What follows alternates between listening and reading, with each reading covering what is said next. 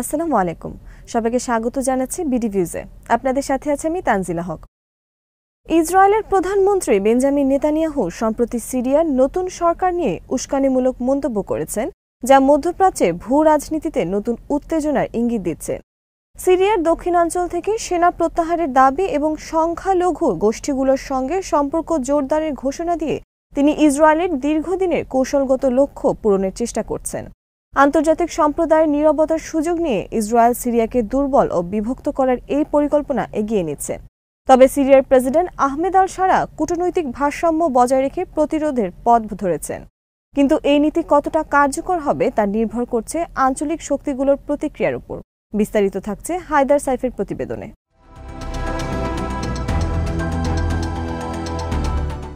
ইসরায়েলে সম্প্রতি এক সামরিক অনুষ্ঠানে প্রধানমন্ত্রী বেনিয়ামিন নেতানিয়াহু সিরিয়ার নতুন সরকার নিয়ে উস্কানিমূলক মন্তব্য করেছেন। আসাদ সরকারের পতনের পর সিরিয়া কৌশল সম্পর্কে বলতে গিয়ে তিনি এই মন্তব্য করেন। তার বক্তৃতায় তিনটি প্রধান বিষয়ে গুরুত্ব দেওয়া হয়েছে। নেতানিয়াহু বলেছেন, ইসরায়েল সিরিয়ার নতুন সরকারকে দামেস্কের দক্ষিণে সেনা মোতায়েন করতে দেবে না। বিশেষ করে কুনেইত্রা, দারা এবং সুইদা প্রদেশগুলোকে পুরোপুরি সামরিক উপস্থিতি মুক্ত করার আহ্বান জানিয়েছেন তিনি।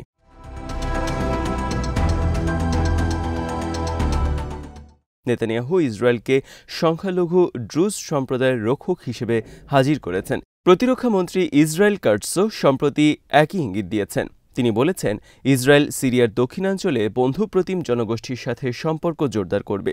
সিরিয়ার ভূখণ্ড দখলের ব্যাপারে ইসরায়েলের প্রতিশ্রুতির কথা আবারও জোর দিয়ে বলেছেন নেতানিয়াহু।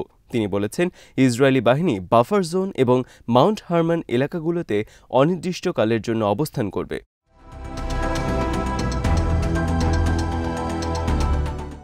ইসরায়েল বিশেষ করে গোলান মালভূমি এলাকাতে ভূখণ্ড সম্প্রসারণ ও দখলদারিত্বের যে এজেন্ডা নিয়ে কাজ করছে, নেতানিয়াহু তার কথায় সেই এজেন্ডারই পুনরাবৃত্তি করছেন। নেতানিয়াহুর লক্ষ্য হচ্ছে সিরিয়াকে পরিকল্পিতভাবে দুর্বল ও বিভক্ত করে দেয়া, যাতে তারা ইসরায়েলের দখলদারিত্বের অধীনে থাকে, যাতে তাদের কোনো কেন্দ্রীয় সরকার না থাকে এবং গোষ্ঠীগত দ্বন্দ্বে যাতে দেশ বিপর্যস্ত হয়ে পড়ে।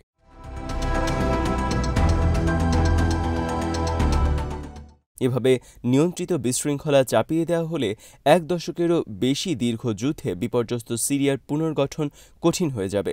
সিরিয়া কার্যত ব্যর্থ রাষ্ট্রে পরিণত হবে, আর নতুন সিরিয়া থেকে যে কোনো সম্ভাব্য হুমকি মোকাবেলার নাম দিয়ে ইসরায়েল তখন আরও শক্তি বাড়ানোর সুযোগ পাবে।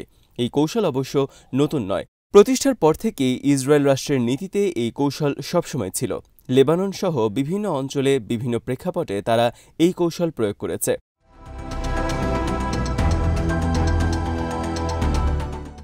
দামেস্কের দক্ষিণাঞ্চলকে সামরিক অবস্থানমুক্ত করা হলে সিরিয়ার সরকারের কর্তৃত্ব খর্ব হবে। রাষ্ট্রের কাঠামো তখন তুলনামূলক দুর্বল হয়ে থাকবে। এতে করে ইসরায়েলের মদদে স্থানীয় মিলিশিয়াগুলো আরও শক্তিশালী হবে এবং রাষ্ট্রের মধ্যে তারা আরেকটা রাষ্ট্র দাঁড় করাবে। সিরিয়ার সরকারকে চ্যালেঞ্জ করার জন্য দেশের উত্তরাঞ্চলেও অন্যান্য সংখ্যালঘু গোষ্ঠীগুলোকে উস্কে দেওয়ার কৌশল গ্রহণ করেছে ইসরায়েল। এভাবে তারা দেশটাকে বিভক্ত করতে চায়।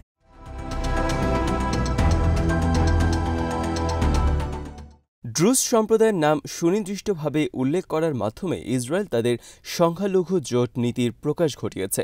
এই নীতির অধীনে তারা এই অঞ্চলের সুন্নি সংখ্যাগরিষ্ঠ গোষ্ঠীর বিপরীতে সংখ্যালঘু গোষ্ঠীগুলোর সাথে জোট গড়ে তুলতে চায়। এই ডিভাইড অ্যান্ড রুল নীতির উদ্দেশ্য হল সিরীয়দের মধ্যে শত্রুতা, সন্দেহ ও গোষ্ঠীবাদ উস্কে দেয়া।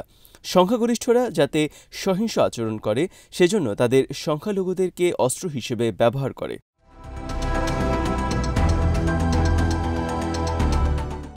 ইসরায়েল এর আগে লেবাননেও এই কৌশল খাটিয়েছে। সেখানে খ্রিস্টান আর শিয়া সম্প্রদায়ের সাথে সহযোগিতা করেছে। এখন সিরিয়ার ড্রুজ, কুর্দি আর আলাউইদের সাথে তারা একই কাজ করার চেষ্টা করছে। কিন্তু এই কৌশল ধ্বংসাত্মক ও অকার্যকর এবং শেষ পর্যন্ত এতে সংখ্যালঘু ও সংখ্যাগুরু সবারই ক্ষতি হয়। সিরিয়ার দক্ষিণাঞ্চলকে সামরিক অবস্থানমুক্ত করার জন্য নেতানিয়াহুর দাবি এবং সিরিয়ার সামরিক বাহিনীর অবস্থানগুলোতে ইসরায়েলে বিমান হামলার মাত্রা বাড়ালেও পশ্চিমা দেশগুলো এটা নিয়ে মুখে কুলু পেটে রেখেছে। আন্তর্জাতিক সম্প্রদায়ের অন্যরাও এটা নিয়ে কোনো কথা বলেনি।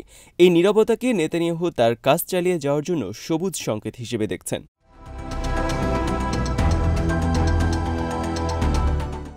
সিরিয়ার নতুন সরকার ইসরায়েলের উস্কানিমূলক ও আগ্রাসী কর্মকাণ্ডের বিভিন্ন জবাব দিয়েছে। সিরিয়ার প্রেসিডেন্ট আহমেদ আল শারা সংযম ও প্রতিরোধের মধ্যে ভারসাম্য রক্ষা করার চেষ্টা করছেন। বেশ কিছু কারণে এই কৌশল নিতে তিনি বাধ্য হয়েছেন, কারণ সিরিয়ার সামরিক বাহিনী এখন দুর্বল, তাদের অর্থনৈতিক আর রাজনৈতিক অবস্থাও দুর্বল। নেতা হিসেবে বৈধতা ধরে রাখতে হলে এই শক্তি তাকে ফিরিয়ে আনতে হবে। একই সাথে সিরিয়ার সমস্ত ভূখণ্ডে তাদের নিয়ন্ত্রণ প্রতিষ্ঠা করতে হবে এবং জাতি পুনর্গঠনের প্রক্রিয়া শুরু করতে হবে।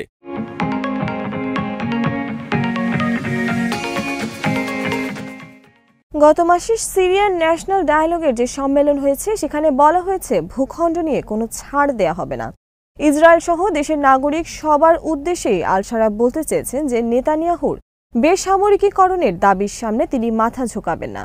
বিবৃতিতে ইসরায়েলের প্রতি আহ্বান জানানো হয়েছে যাতে তারা অবিলম্বে এবং বিনা শর্তে সিরিয়া থেকে সেনা সরিয়ে নেয়। এই বিবৃতির মাধ্যমে শারা প্রতীকীভাবে প্রতিরোধ করেছেন, যেটা তার কর্তৃত্বকে সংহত করেছে, কিন্তু সেজন্য এখনই তাকে সংঘাতে জড়াতে হয়নি।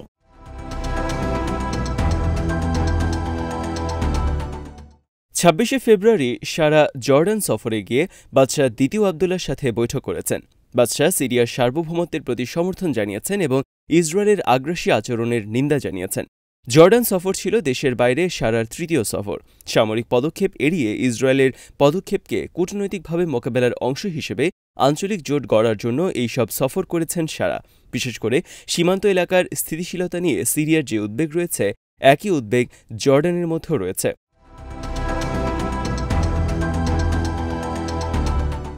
সংযত প্রতিক্রিয়ার মাধ্যমে সিরিয়ার অভ্যন্তরীণ চাপও মোকাবেলা করছেন শারা। নেতানিয়াহুর সাম্প্রতিক বিবৃতির বিরুদ্ধে কুনেইত্রা, দারা ও সুয়েইদা এলাকাগুলোতে বিক্ষোভ হয়েছে। এগুলো জনগণের ক্ষোভের বহিঃপ্রকাশ, কিন্তু শারা এই মনোভাবকে পুঁজি করে ইসরায়েলের বিরুদ্ধে কোনো পদক্ষেপ নেননি, কারণ আঞ্চলিক অন্যান্য দেশ এই ধরনের পদক্ষেপ নেয়ার চেষ্টা করেছিল, যার ফল ভালো হয়নি। শারা বরং মৌখিক নিন্দা জানানো, শান্তির আহ্বান এবং কূটনৈতিক প্রচেষ্টার মাধ্যমে ইসরায়েলের উস্কানির জবাব সীমাবদ্ধ রেখেছেন। ভূখণ্ডের প্রতি সিরিয়ার ন্যায্য দাবি জানানোর সাথে সাথে সামরিক উত্তেজনা তিনি এড়িয়ে চলছেন। এর আগেও তিনি ১৯৭৪ সালে অস্ত্রবিরতি চুক্তি মেনে চলার প্রতিশ্রুতি জানিয়েছেন। এর মধ্যেই তার কৌশলটা মূলত বোঝা যায়।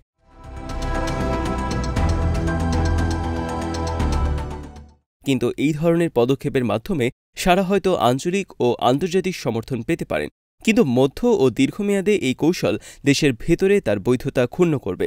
তাছাড়া এই ধরনের প্রচেষ্টার মাধ্যমে ইসরায়েলকে নিরস্ত্র রাখার সম্ভাবনাও খুবই কম। ঐতিহাসিকভাবে দেখা যাবে, শান্তির আহ্বানকে ইসরায়েল সবসময় দুর্বলতার লক্ষণ হিসেবে দেখে এসেছে। এটাকে তারা তাদের ভূখণ্ড সম্প্রসারণের উচ্চাকাঙ্ক্ষা মেটানোর জন্য আগ্রাসী আচরণের সুযোগ হিসেবে দেখছে।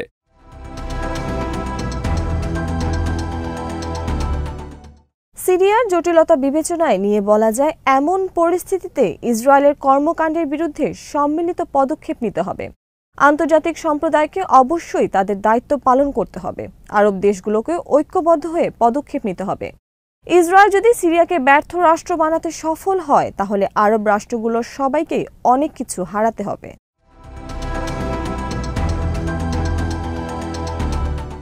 আরব লীগ, জর্ডান, মিশর, সৌদি আরব ও কাতার সহ আরও অনেকে ইসরায়েলের কঠোর নিন্দা করেছে। সবচেয়ে গুরুত্বপূর্ণ হল, তুরস্কের মতো আঞ্চলিক শক্তির সিরিয়াতে যথেষ্ট স্বার্থ রয়েছে।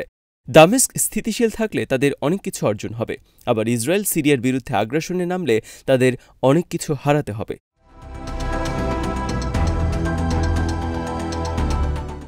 ডিসেম্বরের পর থেকে নেতানিয়াহুর বিবৃতি এবং ইসরায়েলি আগ্রাসনের কঠোর নিন্দা জানিয়েছে তুরস্ক। সিরিয়ার সার্বভৌমত্বের উপর জোর দিয়ে তুর্কি পররাষ্ট্রমন্ত্রী হাকান ফিদান ইসরায়েলের বিরুদ্ধে ভূখণ্ড সম্প্রসারণের অভিযোগ করেছেন। নিরাপত্তা নিশ্চিত করার নামে ইসরায়েল যে শান্তি ও স্থিতিশীলতা নষ্ট করছে, সেটাও উল্লেখ করেন তিনি। তারপরও আঙ্কারার পদক্ষেপ এখন পর্যন্ত সংযত রয়েছে এবং সেটা কূটনৈতিক ক্ষেত্রের মধ্যে সীমাবদ্ধ। ইসরায়েলকে সরাসরি মোকাবেলার চিন্তা বাদ দিয়ে এখন তারা সিরিয়ার উত্তরাঞ্চলে কুর্দিদের দিকে বেশি মনোযোগ দিচ্ছে।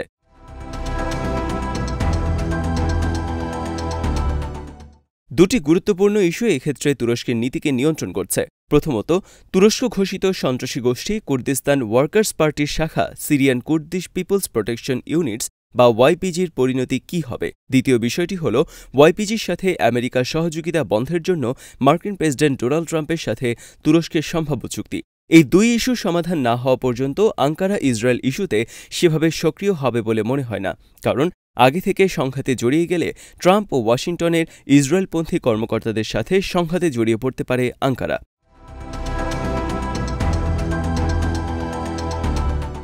অন্যদিকে ইসরায়েলের সাথে সংঘাত এড়াতে থাকলে নেতানিয়াহু শুধু শক্তিই বাড়বে না, বরং আঙ্কারার গ্রহণযোগ্যতাও প্রশ্নবিদ্ধ হবে। সেক্ষেত্রে সিরিয়ার সম্ভাবনার ক্ষেত্র না হয়ে তুরস্কের জন্য মারাত্মক চ্যালেঞ্জ হয়ে উঠতে পারে।